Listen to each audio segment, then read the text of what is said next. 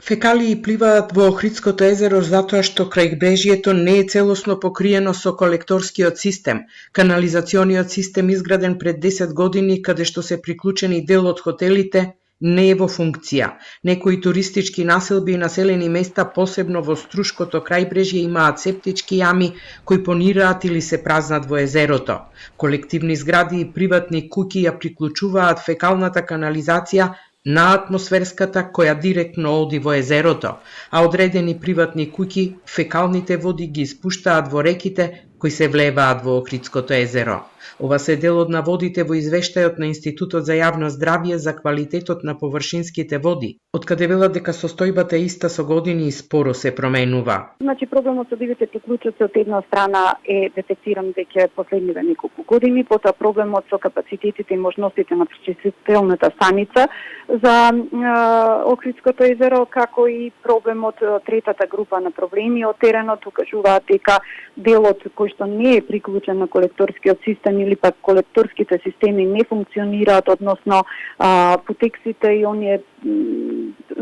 станици за пречистување на отпадни води, да речеме од некои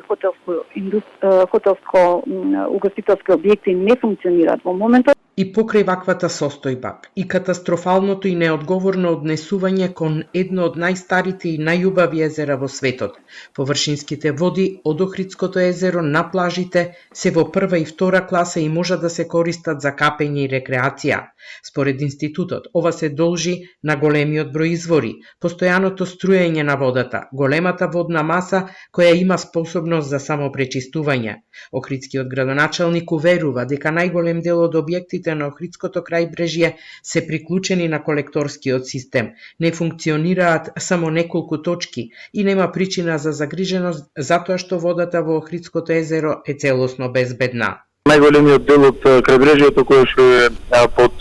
територија на општина Охрид е покриен со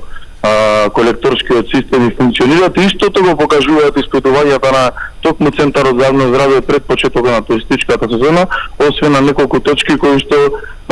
самото езеро не е покриено, а за кое во текот на минатата оваа година за дел се добијани веќе и одобренија покрај изработката на проекти, а за дел, односно на последниот дел, тоа е за